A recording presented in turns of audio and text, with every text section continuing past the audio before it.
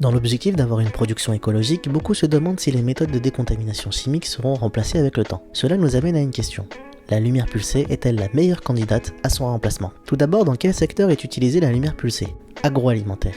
La lumière pulsée est utilisée majoritairement en agroalimentaire. Les fabricants utilisent la lumière pulsée afin de décontaminer les contenants avant le remplissage. Cette technique est très répandue dans le secteur des produits laitiers à cause de la sensibilité des produits. Pharmaceutique. La lumière pulsée dans l'univers pharmaceutique est moins répandue mais tout aussi utile. Le niveau des exigences est très élevé dans l'industrie pharmaceutique. L'utilisation des systèmes de décontamination est donc très pertinente dans ce secteur très sensible aux contaminations. L'objectif est de protéger les médicaments de toute agression bactériologique extérieure. Cosmétique. Tout comme l'industrie agroalimentaire, l'industrie cosmétique intègre peu à peu la lumière pulsée. Dans le but de protéger la production d'une prolifération bactérienne, des moyens sont mis en place en préventif. Ces moyens sont identiques à ceux de l'agroalimentaire ou de la pharmaceutique selon le niveau d'exigence. Quels sont les résultats de la lumière pulsée ?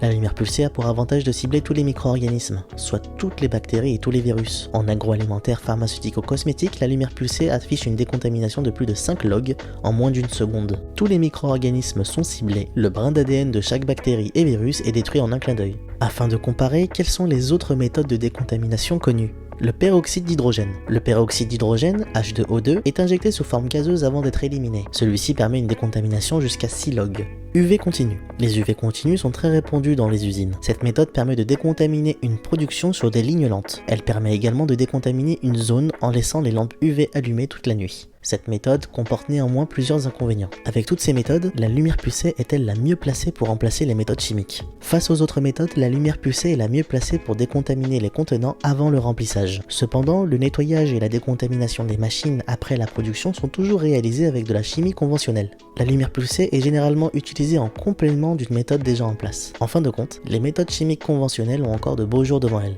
En cas de besoin en décontamination, contactez-nous à l'adresse contact@foxen.com et on se dit à très bientôt pour une nouvelle vidéo sur la lumière pulsée.